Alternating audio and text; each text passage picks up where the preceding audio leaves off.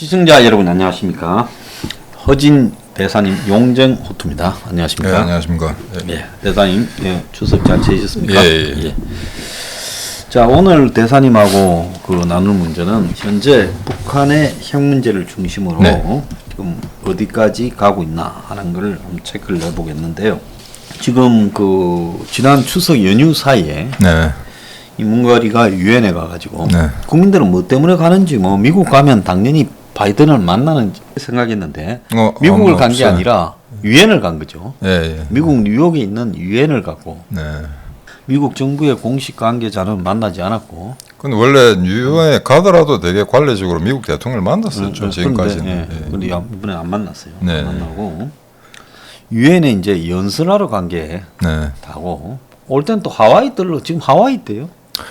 하와이 들른 대통령이 없는 걸로 알고 있습니다. 제가 알기로는. 하와이를 들린 대통령이 역대 없는 걸로 알고 있거든요. 하와이 요즘 때가 좋으니까 또 오는 김에 하와이 한번 들렀다 오자. 비행기 기름은 한 방에 올 수 있잖아요.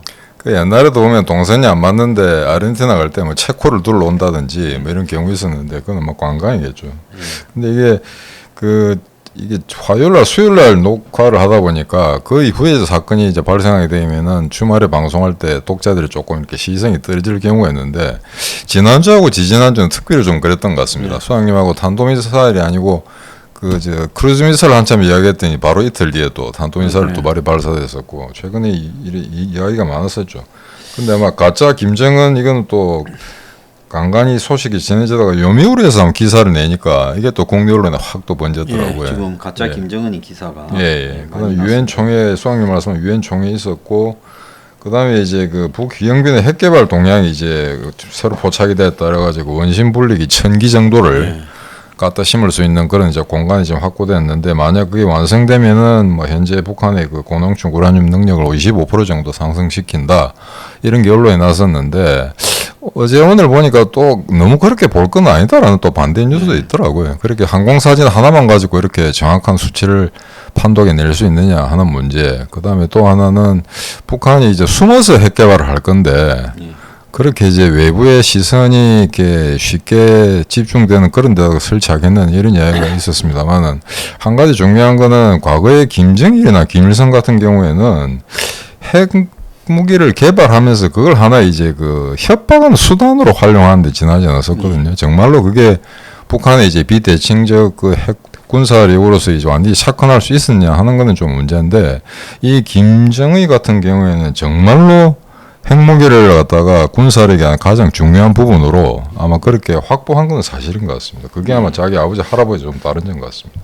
자, 그 점에서 보면 얼마 전에 한미일 북핵 대표가 만났는데 기사도 제대로 안 나오고 그냥 끝났어요. 흐지부 지난주 이게 있을 때 소장님이 잠깐 말씀했는데 결과를 보니까 내용 별로 없더라고요. 없는데 이미 이 회의가 열릴 시점에 크루즈 미사일, 순항 미사일이 발사가 됐는데 그럼에도 불구하고 계속 원론적인 이야기만 했었고 그 다음에 아마 약간의 북한에 대한 인도적 지원 그에 대한 이제 구체적인 내용은 나오지 않았습니다만 암시를 했던 걸로 알고 있습니다. 그래서 그 자리에서 한국이 매우 강하게 미국 쪽에 요구를 했겠죠. 그렇겠죠. 노규대가 굳이 또 며칠 전에 만나놓고 또 미국으로 갔다고 하는 걸로 봐서는 그 인도적 지원 외에 다른 아이템은 없을 것 같습니다. 그거로 아마 끝장을 보려고 했던 것 같은데 지금 이렇게 미사일을 쏴대면 미국이 쉽게 응해줄 수가 없죠. 좀 그런 분위기였던 것 같습니다. 그런데 이제 최근에 보면 월스트리트 저널이 이 문이 뉴욕 연설을 하기도 전에 임기가 끝나가는 한국 대통령이 북한에 대한 인도적 지원을 하겠다라는 그런 생각을 끝없이 밀어붙이고 있다. 그리고 유엔에서도 비슷한 이야기를 하게 될 거다라고 했는데 적중했죠. 그래서 유엔에서 지금 이 남북 미중 4개국의 종전선언은 평화협정이면 결국 북한에 대한 인도적 지원 이런 문제들을 하려고 했다라고 지금. 근데 심지어 문재인 스피치 내용을 보면은 미사일 발사에도 불구하고란 말 자체도 없더라고요.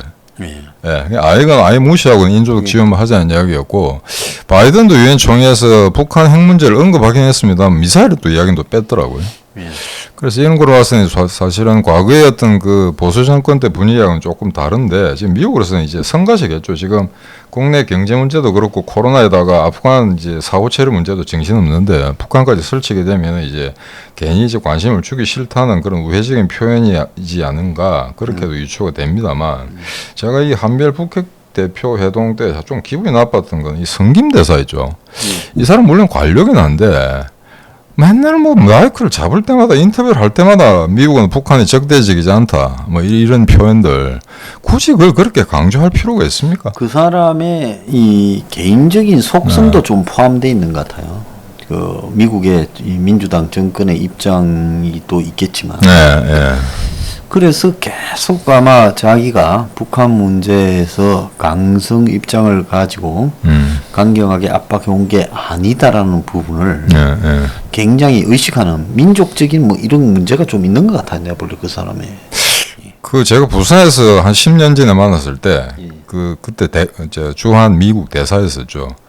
근데 그냥 그때 영어로 이야기했었거든요. 물론 다른 사람도 있어서 그런데 우리말을 얼마나 잘하는지는 모르겠는데 아마 조금은 하는 걸로 알고 있습니다. 그런데 굳이 북한에 적대적이 않다는 메시지를 보낸다고 해서 북한이 전향적으로 나온 적도 없거니와 굳이 이런 걸 갖다가 지금 미사일 이렇게 쏴대고 하는 이 와중에 이런 표현을 계속 써야 되는지. 근데 이 양반은 막 그게 아마 바이든 행정부에서 어떤 구체적인 지시가 내린 것 같지는 않은데 자기 어떤 그 단어 선정은 자기가 알아서 하겠죠. 알아서 하는데 북한이 적대적이지 않다.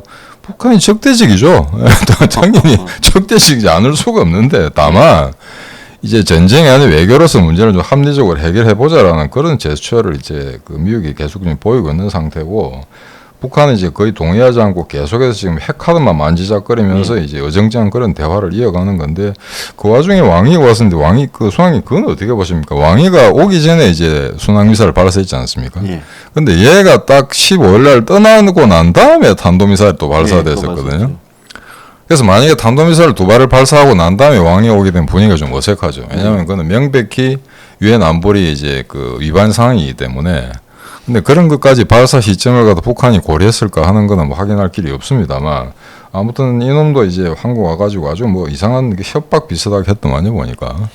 그러니까 지금 현재 뭐 이 친구가 한국에 왔던 가장 중요한 일 중에 하나는 미국이 이제 어쨌든 아프간에서 깨지고 중국 포위 구도에 이제 신경을 쓰고 또 그 왔다 간 직후에 오커스도 발표하고 그렇죠. 중국도 그런 움직임을 눈치챘을 거라고 보거든요.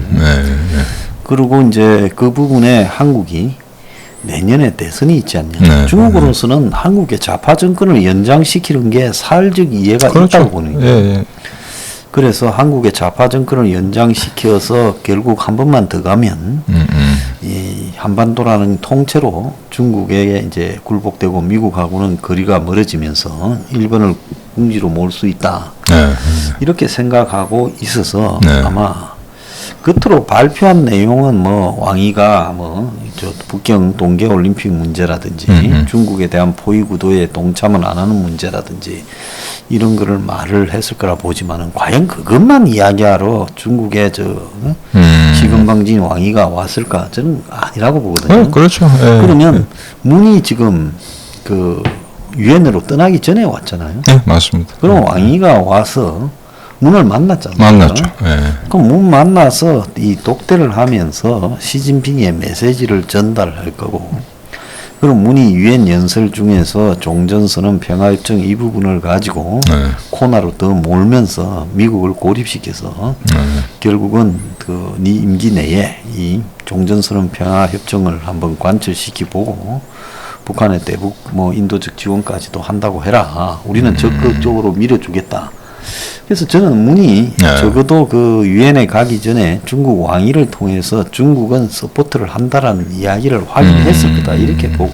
그럼 왕위로서는 이제 그 대중 압박구도의 가장 약한 골이 이 한국이니까 계속해서 왔다 갔다 하면서 두드려 패겠죠 이거는.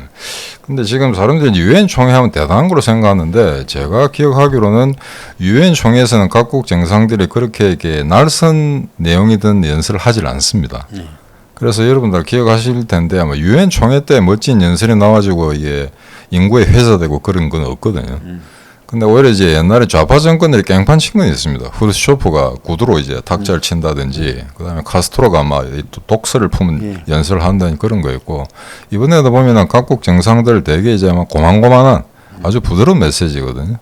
그래서 유엔 총회에서는 이제 실수 안 하려고 하기 때문에 거기서 이렇게 아주 독단의 지금 그 발언을 한다든지 그런 건 별로 보이지 않습니다. 유엔 총회에서 그 이야기하는 그 기회는 어떻게 부여를 하는 겁니까? 아, 나라가 그래도 한 200개가 될 건데. 웬만한 나라 다 합니다. 지기고 죽습니다. 그거. 웬만하면 다 합니까? 예. 그러니까 특히 이 선진국 같은 경우에는 해도 되고 안 해도 되는데 조그만 중동 아프리카 남미 이런 나라는 그 유엔 총회 한 번 한다는 게 어마어마한 권리거든. 예. 그래서 그걸 안 하면 이제 완전히 왕따 당했다 생각하기 때문에 정말 지루하죠. 그러니까 와, 그걸 다 듣고 있으려면. 예. 그렇지만 이제 언론에 나오는 건 이제 주요 국가들만 이렇게 쿼트하기 마련인데 유엔 총회는 사실은 그 소장님도 신문 보셨겠지만 별로 그렇게 장황한 내용이 없습니다. 별로 내용이 없고 우리가 종전선언 문 대통령이 종전선언 이야기했습니다. 그에 대해서는 무슨 뭐 반박이라든가 뭐 지지한다든가 이런 것도 일체 언론에 나오지 않고요. 그래서 그런 거는 이제 그렇게 봐주시면 되는데 문제는 이번에 이제 탄도미사일 이렇게 발사되고 하니까 북핵 문제에 대해서 이제 재미난 기사들이 많이 올라왔더라고요. 이제 소위 말해서 이제 우파지향적인 그런 언론 매체에서는 야 이제 북한은 비핵화는 영원히 안 되는 거니 결국은 우리가 핵을 가지고 들어와야 되는 거 아닌가, 전술핵을 다시 배치해야 되는 거 아닌가, 이런 게 지금 조금 이렇게 좀 위험 수위에 달할 정도로 이렇게 논쟁이 되고 있는 걸 제가 재밌게 좀 봤습니다. 그런데 지금 현재에서 그냥 기분 나쁘니까 그렇게 쉽게 이야기할 수 있습니다. 소주 한잔 하면서 야 우리도 핵 들어오자, 맞짱 뜨자라고 할 수도 있고, 그 한때 뭐 그 여러 국회의원들이나 대통령 후보자들도 전술핵을 다시 도입해야 된다라고 이제 주창하는 분들도 꽤 있었습니다. 그런데 저는 여기 조금 레저베이션이 있는 게 지금 저희들이 1992년이죠. 91년, 2년 사이에 한반도 비핵화 선언을 했고 그 이후로 이제 북한의 핵 개발을 계속해서 규탄해 왔지 않습니까? 근데 우리가 만약에 전술핵을 자체 개발하든지 미국 걸 도입하든가 하게 되면은 더 이상 그 명분이 사라지게 되거든요. 그래서 그거는 이제 마지막 정말 최종 수단으로서 우리가 전술핵 도입을 갖다가 생각해야 될 거지. 지금같이 물론 이제 우방국들과 함께 북한 핵 비핵화를 위해서 압박을 한다 하는 게 별로 효과가 없다 하더라도 지금 당장 북한이 선제적으로 이렇게 뭐 남침이라든가 그런 어떤 극단의 도발 행위를 할 여력이 없다고 판단된다면 아직 이거는 시기상조가 아닌가 하는 게 제 개인적인 이제 생각입니다. 근데 이제 사람들은 전술핵 하면 뭐 어디 창고에 맡겨놨다가 들고 오면 되는 것처럼 생각하는데 그건 아니죠. 한때 뭐 한반도에 그 동국권 붕괴 이전에 한 뭐 1000여 개에 가까운 전술핵 무기가 있었다. 그럼 전술핵하고 그럼 전략핵하고 어떻게 다르냐? 전략핵이라는 거는 그야말로 저 히로시마 나가사키에 터졌던 그렇죠. 한 방에 전쟁을 결정짓는 거죠. 그런 거지만 전술핵은 그거보다 규모를 줄여서 그야말로 뭐 한 개의 부대, 한 개의 공항 등을 초토화시키는 소규모의 그렇죠. 좀 크게 봤을 때 하나의 이제 시어터, 하나의 전장 그런 걸 이제 전술핵이라고 이야기를 하는데 과거에 이제 이 미국하고 이제 동국권하고 대치할 때 뭐 샬트 협정이라든지 이런 것처럼 해서 독일이라든지 뭐 이 유럽에 미국 전술핵이 많이 배치돼 있었고 이거 주한미군도 오산 비행장이나 이런 쪽에 상당한 전술핵 무기를 그 근처에 많이 갖고 있다가 한반도 비핵화가 되면서 미국이 전 세계에 있는 전술핵 무기를 거의 다 폐기를 하고 최근에는 뭐 이제 다시 만든다는 이야기가 좀 있더라고요. 그래서 내가 보니까 재래식 전술핵 무기가 없대요. 제가 그런 이야기를 들었는데 지금 한국이 요구해서 미국이 오냐 주겠다라고 한다 하더라도 합의한다 하더라도 막상 갖다 놓을 시기가 존재하지 않는 그러니까 재래식 전술핵 무기 대형 포로 쏘거나 아니면 비행기에서 투하하는 재래식 전술핵 무기가 없다는 거예요. 그리고 또 불행은 뭔가 하면 전술핵 무기를 쏘려면 비행기에 싣고 와서 쏘려면 지금은 스텔스기에서 따라서 가야 될 건데 과거는 뭐 B-50이나 그렇죠. 이러겠지만 근데 스텔스기에 F-35에 이 지금 문제는 이 전술 핵무기가 못 단다는 거예요. 안으로 무장을 집어넣어야 되는데 핵무기를 어디다가 다느냐는 겁니다. 그래서 지금 이게 그게 스텔스기 문제가 그거 같습니다. 스텔스기라는 게 처음에는 이제 그 도료만 칠하면은 이제 레이더에 탐지 안 되는 줄 알았는데 그게 아니고 모든 장비를 안으로 집어내야 된다. 안으로 다 집어내야 됩니다. 그러니까 기기나 장비들이 안으로 들어가는데 거기 이제 핵을 탑재할 공간이 굉장히 협소하게 되는 거죠. 그런 이제 구조적인 문제가 있는데, 근데 여기서 다시 한번 생각해봐야 될 게 이게 흔히 이런 식으로 이야기했었습니다. 그러니까 소위 말해서 이제 2차 대전 끝나고 난 다음에 유엔이 창설하고 난 다음에는 타국을 이제 강제적으로 이제 강탈하기 위한 전쟁은 인정하지 않거든요. 유엔 가맹국들은 그런 전쟁을 못하게 되어 있습니다. 그런데 그래서 이제 과거의 재래식 전쟁 같으면은 적한테 당했기 때문에 우리가 보복한다는 거는 이제 전쟁 수행에 정당성을 부여하게 되는 거죠. 그러니까 특히 미국이 진주한 기술을 당했으니까 내가 전쟁을 하겠다. 소련 역시 마찬가지입니다. 그런데 지금 핵시대는 이게 지금 그게 성립이 안 되는 게 아무리 2차 타격 능력이 있다 하더라도 일단 핵 공격을 1차로 받게 되면은 사실상 웬만한 나라는 다 그거로 붕괴하게 되어 있습니다. 그러니까 저기 북한이 만약에 핵무기를 쓴다고 할 경우에 쓰기 전에 타격을 해야 전쟁을 이기거든요. 그럼 결국에는 상대방이 핵을 쓰기 전에 먼저 써야 된다는 논리가 선행이 되는 겁니다. 이게 이제 현대 전쟁의 딜레마인데, 그러자면은 이제 지금 우리가 도입한 사드 시스템 같은 경우도 한계가 있는 게 대개 이제 저게 미사일 기지를 갖다가 미사일을 갖다가 억제할 수 있는 방법이 세 가지가 있는데, 하나는 날고 있을 때, 하나는 떨어질 때, 또 하나는 발사되기 직전입니다. 근데 일본도 지금 발사되기 직전에 억제할 수 있는 능력은 없어요. 오로지 이 세 가지는 미국만이 갖고 있는 거거든요. 중국, 러시아도 없습니다. 근데 이걸 갖다가 이제 한국이 보유할 수 있느냐는 문제가 있는데, 지금 소위 말해서 친미적이고 우파 보수 우파 정권이 있다 하더라도 전술핵 같은 거 잘 안 주려고 그러거든요, 미국이. 미국은 지금 한국에서 원하는 최대치가 일본이 요구하는 나토식 핵 공유. 맞습니다. 그러니까 실제로 미국이 뭐 핵을 갖다 놓는 게 아니라 핵 우산이죠. 그 자기들이 이제 저기 뭐 저쪽에 괌 정도에 갖다 놓고 필요하면 쏘는데 그 부분에 대해서 이제 한국이나 일본이 그 부분을 쏴달라 뭐 그런 일이 발생했을 때 미국이 그걸 쏘겠다 해서 이제 같이 쓰는 공유라는 개념으로 이제 이야기를 하는데. 그러니까 미국의 굉장히 협조적이고 그런 이제 우방국으로서 인정을 받는 순간이라 하더라도 미국이 출동말동한데. 이렇게 친중 종북적인 정권한테 전술핵 주겠습니까? 절대 안 주죠. 잘못 줬다가 핵 공유라고 할 때는 이제 그것보다 조금 더 나가가 일본에 만약에 갖다 놓는데 그 핵을 쏘는 권한을 일본이 가지는 게 아니라 미국이 가지는 하는 정도다. 뭐 이런 정도로 볼 수 있는 거겠죠. 그렇죠. 예. 그래서 이거는 뭐 지금 현재 핵을 당장 들어와야 된다고 사실은 그런 식자들이 많이 늘고 있습니다. 워낙에 수십 년 동안 북한 핵 문제 해결 안 되기 때문에 그래서 그렇게 이제 논평을 가하는 건 어느 정도는 이해가 됩니다만, 그렇다고 해서 지금 당장 전술핵을 들어오게 될 경우에 동북아 전체 어떤 군비 경쟁, 그다음에 그 위험 요소가 에스컬레이트 되는 그런 그 위기 상황이 초래되기 때문에 그거를 한국이 자초했다는 국제사회 비난을 우리가 감수를 해야 되거든요. 그래서 그런 건 굉장히 좀 민감한 문제이기 때문에 섣불리 판단하기 좀 힘든 것 같습니다. 그런데 여기 하나 이제 그럼 왜 그 비핵화를 갖다가 이제 지지하고 이제 북한의 비핵화를 갖다가 저희들이 이제 하나의 이제 가장 큰 주요 이슈로 내세우면서도 왜 그럼 지금 정권이 특히 이제 밀리터리 매니아들 동원해 가지고 한국이 이제 그 핵 추진 잠수함을 가져야 된다든지 이런 논리들을 자꾸 개발해 내는가 하는 데 대해서 의심을 가질 필요가 있다고 생각하거든요.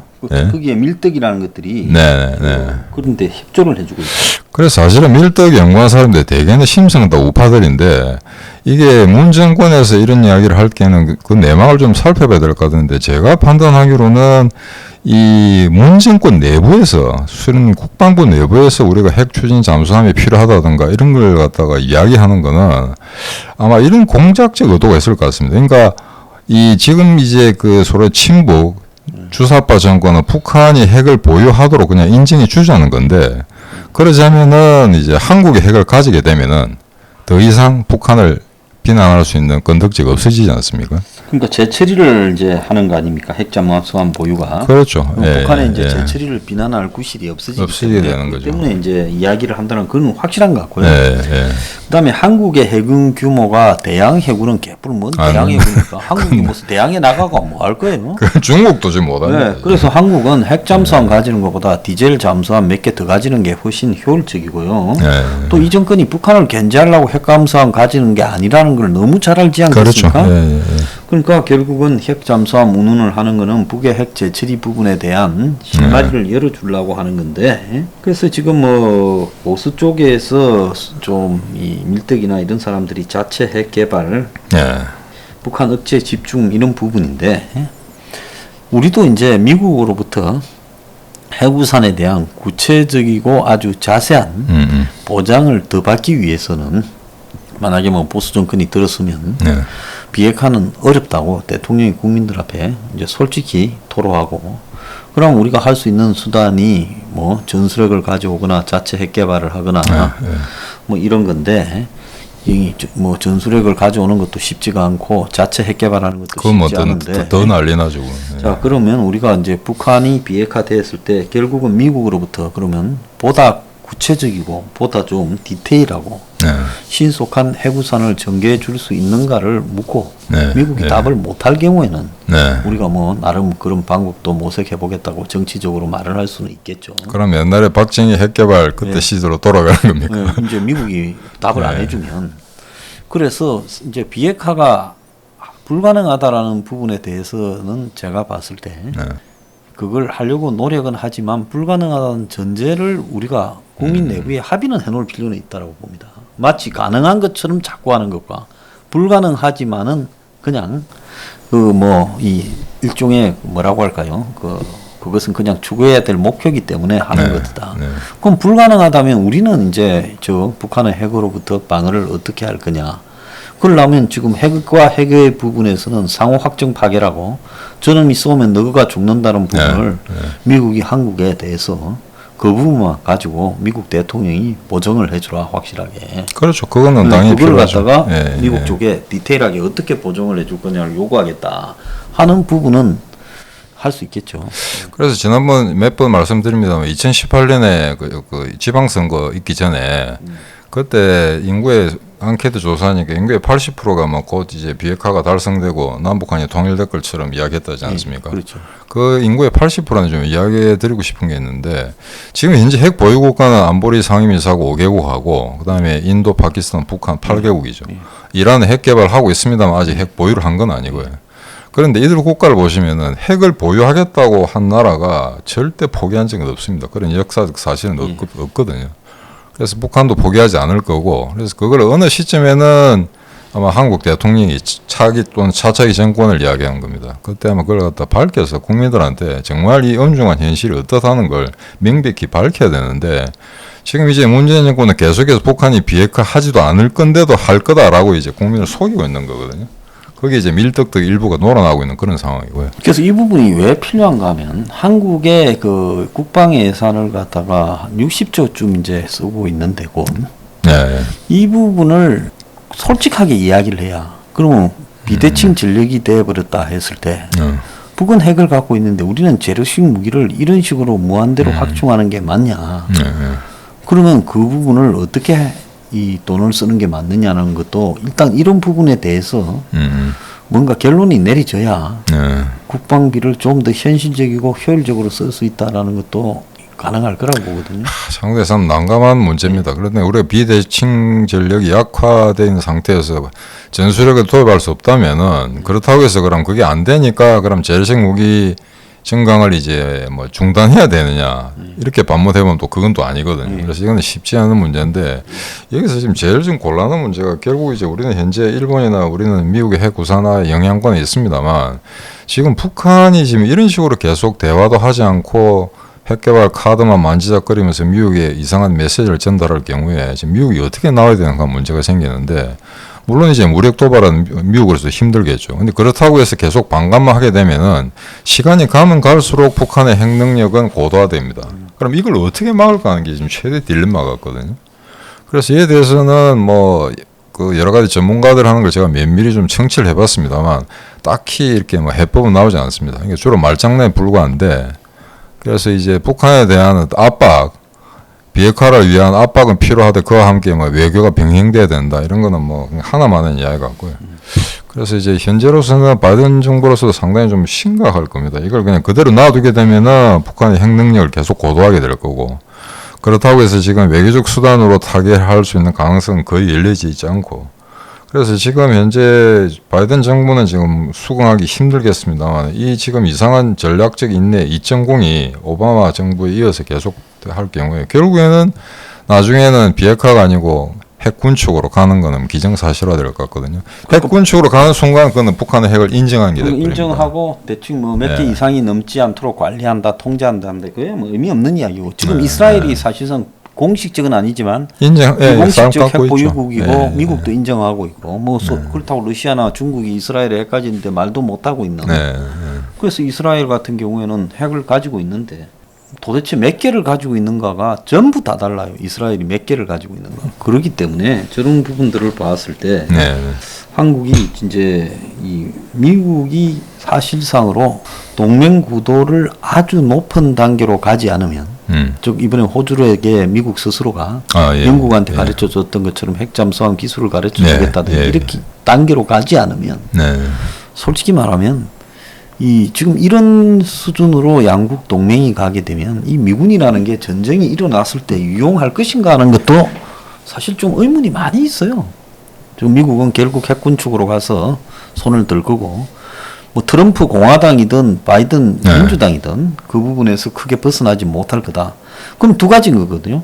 미군이 그냥 빠지고 우리가 우리 살 길을 택하든가 아니면 미국하고의 동맹의 수준을 아주 높여가 미국이 어떤 형태로든 한국은 자신의 사활적 이해가 있다고 보고 그야말로 한국의 다양한 형태의 이런 중첩되는 보장을 해줄 건가 하는 거 그런 문제 아니겠습니까? 그 이제 문제는 이제 언론지상에 많이 나옵니다만 저희 외교부의 이제 전형직 대사들이 자꾸 외교 국방 정책이 엉망이기 때문에 한국의 외교 정책, 국방 정책을 리셋해야 된다라고 설파를 하고 있는데 문제는 지금 정권에서 불가능하죠. 지금 정권의 성격상 그건 불가능하기 때문에 지금 미국과 그러니까 우리나라의 대선을 통해서 정권을 교체한 다음에 미국과 과거에 또 우리가 갖고 있던 한미 동맹을 복원하자라고 해도 여러 가지 문제는 남게 됩니다. 남게 되는데 지금 현재 현 정부 그다음에 만약에 다시 한 번 더 민주당이 정권을 잡게 된다라면은 이 한미 동맹뿐만 아니라 소위 말해서 이제 북한과의 대결 구도에서 우리가 어떤 스탠스를 취할 거니 굉장히 복잡하게 돌아가거든요. 그래서 일단은 정권을 바꿔야 되는 거고 그렇게 되면은 만약에 정권을 바꿨다고 할 경우에 그럼 이제 미국과의 어떤 소장님 말씀하신 미국의 어떤 그 핵우산 핵 보장에 관련되는 거 우리가 어떤 식으로 이제 받아들여다 그 전제 조건이 몇 개 필요할 것 같습니다. 그게 뭐냐면 결국 지금 사실은 이 한미연합훈련 지난 뭐 3년 4년 되지 못하고 있는데 이거는 이제 정권 바뀌면 반드시 이제 복구시켜야 되고요. 그게 아마 동맹의 본질입니다. 훈련 없이 이런 걸 할 수가 없고 지금 전 세계 뭐 미군이나 독일군이나 똑같이 하는 격언이 군사들 격언이 있습니다. 그게 뭐냐면은 sweat spares blood라고요. 그러니까 땀이 피를 아낀다는 표현입니다. 그러니까 지금 그렇죠. 평시에 맞습니다. 그건데 지금 훈련 안 한 군대가 결코 강해질 수가 없죠. 그다음에 이제 당장 폐기해야 될 게 9.19 남북 군사 합의.